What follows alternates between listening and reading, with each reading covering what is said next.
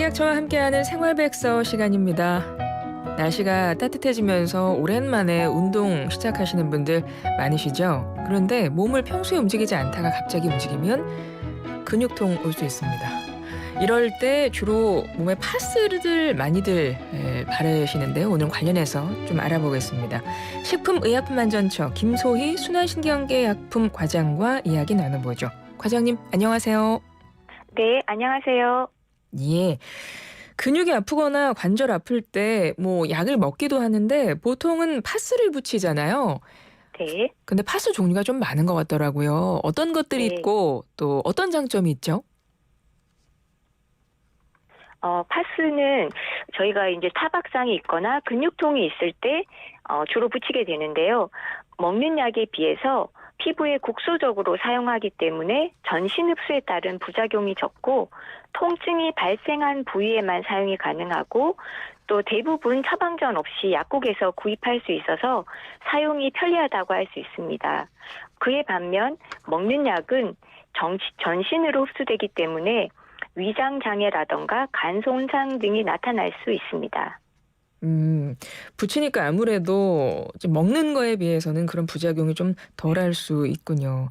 네, 예. 그런데 뭐 붙이는 것도 사실은 피부에 조금 부작용이 있을 때도 있잖아요. 그렇습니다. 붙이는 것도 발진이나 가려움증이나 알레르기 등의 부작용이 나타날 수는 있습니다. 다만 이제 전신적인 부작용, 위장 장애, 뭐 간 손상 그런 것들은 상대적으로 이제 덜 나타날 수 있습니다. 네. 어 이 파스 역할을 하는 거 보면 뭐 이렇게 붙이는 것도 있고 요즘엔 액체로 돼서 뭐 바르는 것도 있고 또 이렇게 뿌리는 것도 있고 그렇잖아요. 뭐 각각 네. 어떻게 구분하고 어떤 특징이 있는지 설명 좀 해 주세요. 네, 말씀하셨던 것처럼 방법이나 형태에 따라서 피부에 직접 바를 수 있는 액체도 있고 이제 뿌리는 것은 에어로졸제라고 부르고 있고요. 피부에 붙이는 첩부제는 플라스타나 롤파스 등이 있고 카타플라스마제 등이 있습니다. 이제 이름이 좀 생소하실 수 있는데 첩부제는 얇은 천 위에 약물이 도포되어 있고 크기는 대, 중, 소 다양합니다. 우리가 흔히 동전 파스라고 부르는 파스가 첩부제입니다.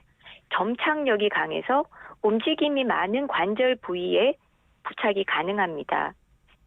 카타플라스마제는 수분을 함유하고 있어서 보통 두께가 도톰하고 크기가 큰 편입니다. 점착력은 약하지만 제거 시 부드럽게 떼어지고 피부 자극이 적은 편입니다. 바르는 액체나 에어로솔제는 아마 많이 들어보셔서 아실 것 같습니다. 그렇게 종류가 다양한데 붙이는 것도 있고 뿌리는 것도 있고 이제 액체를 바르는 것도 있고 또 뭐 동전 크기 같은 것도 있고 그러면 그런 네, 것들은 뭐 어떻게 선택을 하면 되는 거예요? 사용 부위나 뭐 이런 그런 걸 보고 선택하면 되나요? 그렇습니다.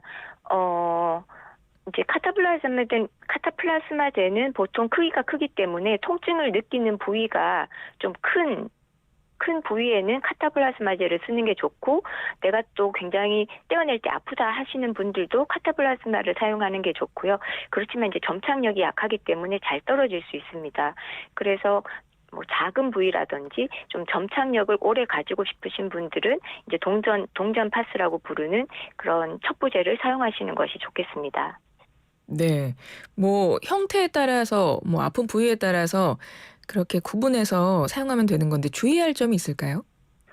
네, 액상 형태는 이제 약물을 바른 후에 잘 스며들도록 가볍게 문지르는 것이 좋습니다.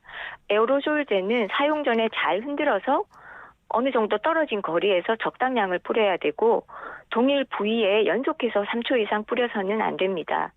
또 에어로졸 젤을 흡입했을 때는 어지러움이나 기도 자극 등이 나타날 수 있기 때문에 흡입하지 않는 것이 좋고요. 또 고압가스를 사용했기 때문에 불 가까운 곳에는 뿌리지 않는 것이 바람직합니다. 네. 근데 파스를 사용해 보신 분들은 아시겠지만 아마 이거 궁금하실 것 같아요. 파스는 어떤 거는 붙이면 이렇게 냉감, 차가워지는 느낌이 있고 어떤 거는 따뜻해지는 느낌이 있잖아요. 이게 네. 각각 어떤 때 이렇게 나눠서 사용을 해야 되는 겁니까? 네, 이제 먼저 성분에 따라서 그런 냉감이 느껴질 수도 있고 열감이 느껴질 수도 있는데 냉감이 느껴지는 쿨파스는 이제 그 성분이 멘톨이나 캄파 성분이 들어 있어서 혈관을 수축시키고 피부를 냉각시키기 때문에 시원한 느낌이 들면서 통증이 완화됩니다. 반대로 고추에서 추출한 성분이 들어있는 핫파스는 통증 부위를 따뜻하게 해주어 혈액순환이 좋아지고 근육의 긴장이 풀리면서 통증이 완화됩니다. 따라서 관절을 삐어서 붓기가 올라오면 쿨파스로 부은 부위를 차갑게 해주고 붓기가 빠져도 통증이 계속되면 핫파스로 따뜻하게 해주는 것이 좋습니다. 아, 부었을 때는 쿨파스. 이제 부기가 빠졌는데도 여전히 아프다, 뭐 통증이 느껴진다. 그러면 핫파스. 이렇게 하면 되네요. 네, 그렇습니다. 예. 요 성분 차이 또 사용할 때 어떤 느낌인지 좀 잘 알고 사용하시면 좋겠고요. 아까 그 성분을 좀 몇 가지 알려주셨잖아요. 뭐 멘톨이나 고추 X 성분 이런 것들 알려주셨는데 이거 말고도 주의해야 할 다른 성분들이 좀 있나요? 네, 아시면 좋을 성분 하나가 소염 진통제라는 성분인데 케토프로펜, 디클로페낙, 피록시캄과 같은 그런 성분들이 있는데요. 이런 것들은 천식 발작을 일으킬 수 있기 때문에 이전에 천식을 앓은 적이 있다면 사용하지 않는 것이 좋습니다. 특히 케토프로펜은 광과민성이라는 성질을 가지고 있어서 피부 발진을 일으킬 수 있기 때문에 파스 사용 중에는 야외 활동을 피하시는 것이 좋고 불가피하다면 옷이나 자외선 차단제 등으로 사용 부위를 가리는 것이 좋습니다. 네, 식품의약품안전처 김소희 순환신경계약품 과장님과 오늘 파스에 관련한 이야기 들어봤는데요. 파스를 안전하게 사용하기 위해서 우리 청취자분들이 알고 계실 것 혹은 과장님께서 끝으로 하시고 싶은 말씀, 한 말씀 부탁드려요.